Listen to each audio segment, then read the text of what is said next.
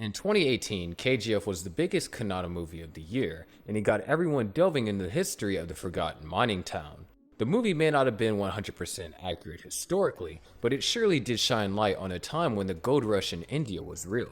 If you have seen the movie and have enjoyed the movie, this real story of the Kolar gold minefields will surely intrigue you. In India, the Kolar gold minefields have been a huge provider of gold for a long time.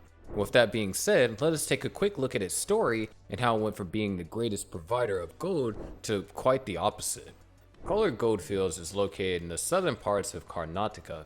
It has been said that the excavation of this gold mine took place around 121 years ago, and that in all this time, 900 tons of gold had been mined from here.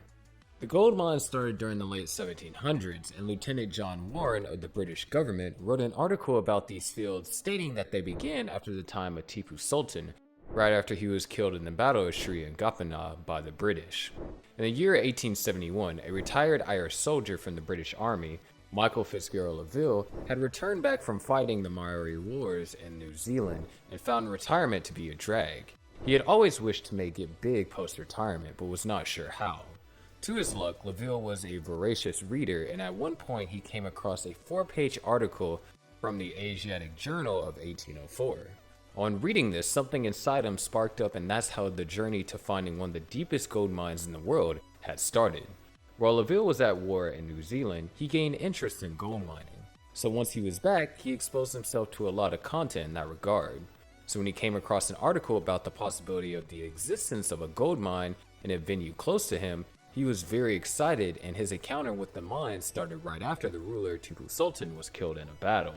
As we mentioned earlier, after Tipu Sultan's demise, his princely states were handed over to Mysore and were constantly being watched by the British. At that point in time, Warren was serving His Majesty's 33rd Regiment of Foot, and during his time there he was summoned to Kolar. The people in the Kolar dynasty were known to dig up gold with their bare hands, and Warren was intrigued by these rumors and offered a reward to anyone who could dig up this yellow metal for him. Villagers from nearby villages came in bullock carts that were filled with mud. These villagers then washed away the mud in front of the officer, and the isolated gold powder could then be seen clearly. So on seeing this, Warren decided to study this metal further and gain more information on it. So he conducted an intense investigation, and from that, he concluded that for every 56 kilograms of mud or earth dug up, 1 grain of gold can be extracted.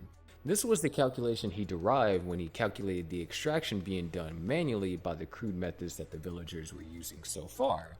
But he also knew that if he let professionals do the mining, the whole area of land could be turned into a very profitable and large gold reserve. He not only thought of extracting gold from the small areas of land, but in his article also mentioned that he felt gold could be found further away as well, such as in places near Marikupam. So that's when he set on his journey to indulge in a startup of his own. Between the years 1804 and 1860, a lot of studies as well as exploration of the gold mines were undertaken. They were exclusive to this region, and the results drawn out were not promising at all. There came a point in time in the year 1959 when the British banned underground mining due to the number of casualties that were caused due to this mining endeavor.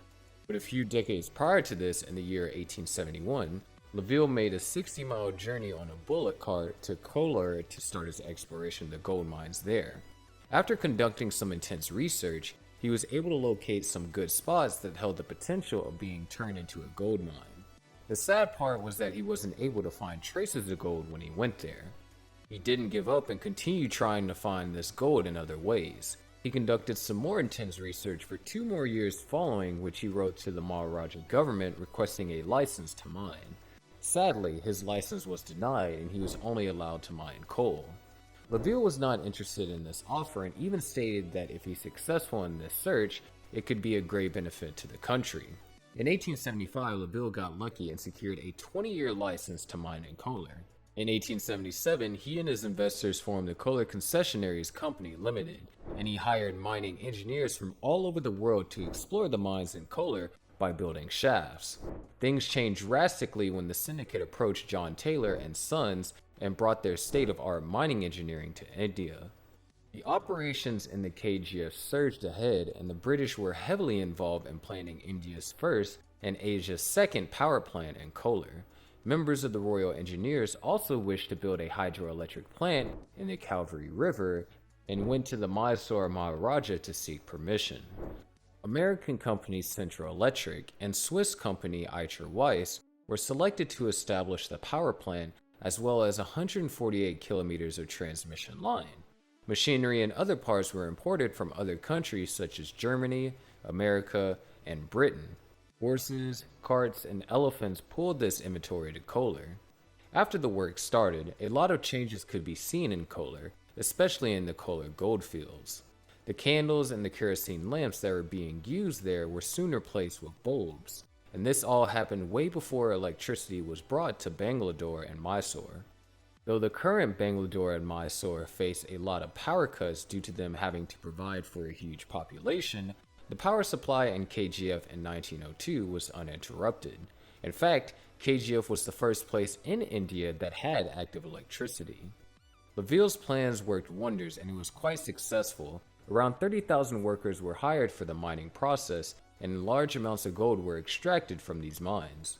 Many start calling Kolar Little England, as the weather of Kolar was quite similar to that of England, and the bungalows and the clubs in Kolar made it for an ideal home for many. British culture thrived in these mines as most activities being performed here were looked after by the British. Coolie lines or makeshift homes were present for the workers, but life in the tunnels was quite hard for the workers as the temperatures underground used to be around 55 degrees Celsius, despite there being a constant supply of dehumidified air being pumped into the tunnel. KGF was thriving for a long time, but then came a point where the gold reserves started to deplete, and the expatriates slowly started migrating out of Kolar. Even though many were leaving Kolar, quite a few key positions were held by Britishers, and this went on until India gained independence from them. In the year of 1956, the central government decided to take over all the mines, and ownership was given to a respective government of that region.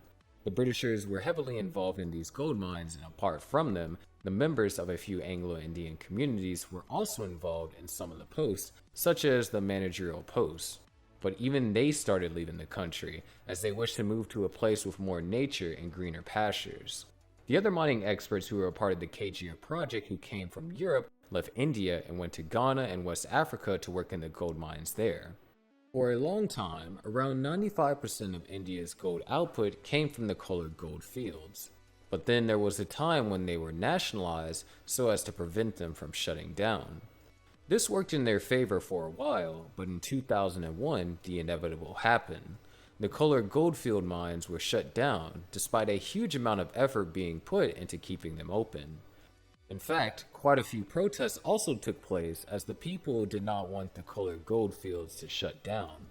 As of now, these underground tunnels of the Kolar goldfields have been abandoned, and these pathways that were once filled with gold are now filled with groundwater.